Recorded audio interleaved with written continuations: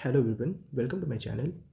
Friends, इस video में मैं बहुत इंपॉर्टेंट इशू को डिस्कस करूंगा। अभी इसके पहले मैंने एक वीडियो डाला था, उसमें बहुत सारे लोगों को कन्फ्यूज़न है पोस्ट प्रेफरेंस को लेकर कि पहला प्रेफरेंस किसी ने कुछ और डाल दिया है, क्या पोस्ट प्रेफरेंस चेंज करने का मौका मिलेगा या नहीं मिलेगा, आपके रिज़ल्ट कब अनाउंस हो सकता है। और सबसे मेजर इशू जो बहुत सारे लोग फेस कर रहे हैं वो मेडिकल को लेकर कि अगर आप मेडिकल में बाहर हुए तो क्या आप किसी और पोस्ट के लिए कंसिडर किए जाओगे या नहीं किए जाओगे।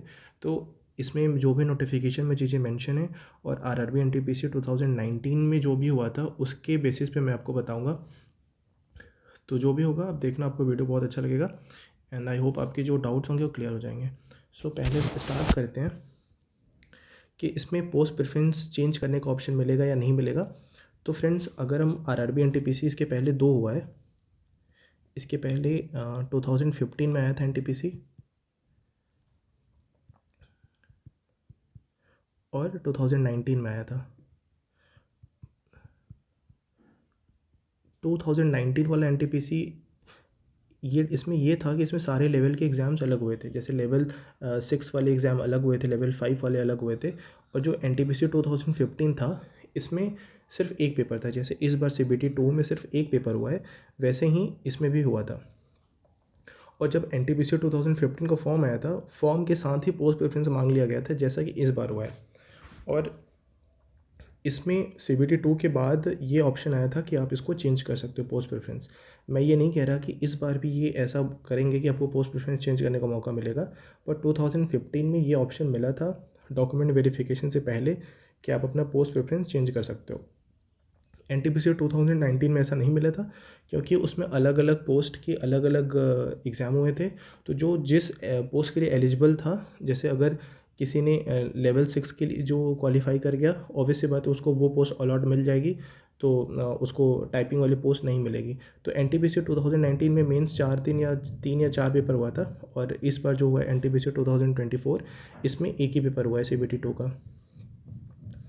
तो इस बार हो सकता है कि ये आपको चांस मिले, मैं गारंटी नहीं दे रहा हूँ, पर 2015 में ऐसा हुआ था। तो पोस्ट प्रेफरेंस आपको चेंज करने का मौका मिल सकता है। और सबसे बड़ा इशू ये है कि मेडिकल में क्या आप बाहर हुए तो क्या होगा। तो अभी जो जहाँ तक पिछले रिज़ल्ट्स की बात है, उसमें अभी जो मुझे लग रहा है अभी ये होगा कि सीबीटी 2 का रिज़ल्ट आएगा आपका साइको के लिए। इसमें साइको होगा और इसमें 8 टाइम्स लोगों को बुलाया जाएगा। और कुछ लोग कह रहे थे कि टाइपिंग की भी इसी के साथ आ जाएगी। तो अगर टाइपिंग का भी रिज़ल्ट इसी के साथ आए, ये तो पॉसिबल ही नहीं है क्योंकि 8 टाइम्स इसमें भी आएगा, 8 टाइम्स इसमें भी आएगा। तो इसमें कॉमन लोग क्वालिफाई कर जाएंगे। तो जो लोग साइको के लिए क्वालिफाई कर रहे होंगे, मैक्सिमम लोग टाइपिंग के लिए भी क्वालिफाई कर जाएंगे। तो ऐसा कभी भी बोर्ड नहीं करेगा, वो पहले साइको के लिए आपको कॉल आएगा। इसमें आपको पता होगा कि साइको में 50% लोग इसमें बाहर हो जाते हैं, साइको टेस्ट में फ़ेल हो जाते हैं। तो जो लोग साइको में फ़ेल हो जाएंगे, और इन केस कुछ लोग जो साइको में पास हुए और यहाँ पे कुछ लोग फ़ेल हो जाएंगे। जो फ़ेल हो जाएंगे वो तो मतलब उनका बात अलग है। यहाँ पास होने के बाद भी जो होगा उसके बाद आपकी लिस्ट आएगी स्टेशन मास्टर की, जीटीएम की और सीसीटीएस की। तो इसके बाद जो भी कैंडिडेट्स बचेंगे जो कि इन मतलब जिसमें साइको जो पास भी है और जो फाइनल लिस्ट में एसएम में नहीं आ पाए, तो साइको के यहाँ पे 2 लोग हो जाएंगे जो कि साइको क्वालिफ़ाई किए थे और जो यहाँ पे फ़ेल हो गए थे। और ये क्वालिफ़ाई करने वाले वो लोग हैं जो मेन मेरिट लिस्ट में नहीं आ पाए हैं। तो उनके लिए भी टाइपिंग की कॉल आएगी। और जो फ़ेल हो गए हैं, अगर वो टाइपिंग की कट ऑफ उनकी ज़्यादा, उनकी मार्क्स क्लियर है, तो उनके लिए भी यहाँ पे टाइपिंग की कॉल आएगी। तो ये भी हो सकता है कि एक मतलब लिस्ट मतलब टाइपिंग की रिज़ल्ट के बाद सारी लिस्ट एक ही साथ आए, जिसमें एसएम, जीटीएम, सीसीटीएस या फिर जो भी सीनियर टाइपिस्ट वगैरह की फाइनल रिज़ल्ट आए। या फिर एक ऐसा कर सकते हैं कि स्टेशन मास्टर, जीटीएम और सीसीटीएस के पहले रिज़ल्ट आ जाए, जो दूसरा रिज़ल्ट आएगा वो आपकी टाइपिंग पोस्ट की रहेगी। ये पहले ऐसा ही हुआ है, ज़रूरी नहीं इस बार ऐसा हो, पर ये बहुत ही लॉजिकल मैं बता रहा हूँ। अब बात आती है मेडिकल इशू की। अगर इन केस आपने साइको क्वालिफाई कर लिया,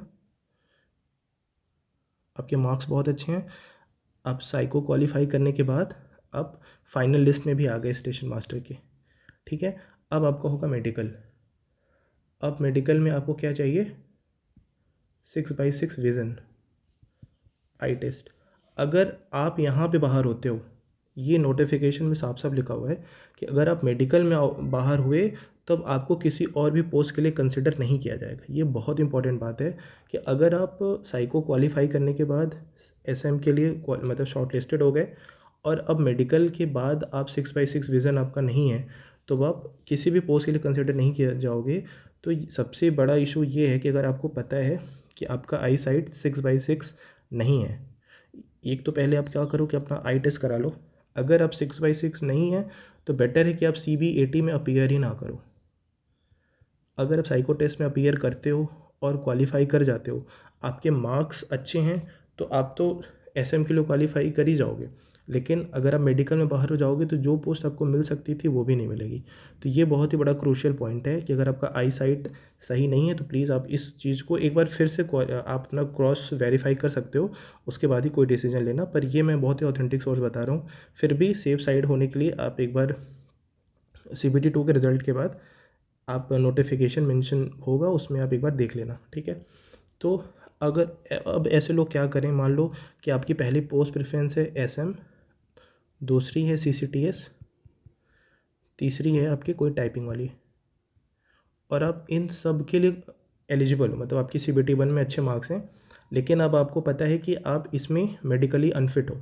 तो यहाँ पे ये हो सकता है कि आप जब भी साइको की कॉल आएगी तो आप CBAT के लिए अपीयर मत करो, तो आप इसमें साइको में डिस्क्वालीफाई हो जाओगे। तो ऑटोमेटिकली आप दूसरे पोस्ट के लिए कंसिडर किए जाओगे, CCTS होगा। अगर आप इसमें भी मेरिट में नहीं आओगे तो आपके लिए टाइपिंग की कॉल आएगी, ठीक है। तो ये हो मतलब बहुत सारे लोगों का ये डाउट था कि अगर आप मतलब आपका मेडिकल स्टैंडर्ड पूरा नहीं है फिर भी आपने फर्स्ट प्रेफरेंस डाल रखा है, तो इसमें एक चीज़ ये हो सकता है कि अगर मान ली रेलवे ने स्टूडेंट्स के बेनिफिट के लिए ये ऑप्शन दे दिया कि आप पोस्ट प्रेफरेंस चेंज कर सकते हो, फिर तो कोई इशू ही नहीं है। सब लोग अभी CBT 2 के बाद ही में सब लोग सीरियस होते हैं, ज़्यादा पता होता है कि कौन सी पोस्ट के लिए आप जा सकते हो। तो अगर पोस्ट प्रेफरेंस चेंज करने का ऑप्शन आ जाता है फिर तो इससे अच्छा कुछ नहीं होता। लेकिन इन केस नहीं आता है और आप मेडिकली अनफिट हो तो आप मैंने जो बताया एक बार उसको आप कंसिडर करना। अब रही बात कि रिज़ल्ट कब तक आ सकता है, तो फ्रेंड्स अब रिज़ल्ट का ऐसे कुछ कभी भी आ सकता है, क्योंकि ऑलमोस्ट 1 महीने से ज़्यादा हो गया एग्ज़ाम जो था हम लोग का 13 अक्टूबर को था। तो अब रिज़ल्ट कभी भी आ सकता है, काउंटडाउन तो स्टार्ट है, होपफुली जल्दी आ जाए। क्योंकि CBT 2 के बाद रेलवे का प्रोसेस बहुत ही फास्ट होता है। CBT 1 तक रेलवे सोता रहता है, पर CBT 2 होने के बाद आगे की जो भी प्रोसेस होगा विदिन 2 to 3 मंथ्स वो फाइनल कर देगा। 2019 में वाले में भी ऐसा हुआ था। बाकी रही कट ऑफ की बात, तो कट ऑफ जो भी रिज़ल्ट आई जाना है। सो ये थी अपडेट गाइस। आई होप आप लोग के जो भी डाउट्स होंगे क्लियर हो गए होंगे। Thanks for watching and have a great day ahead.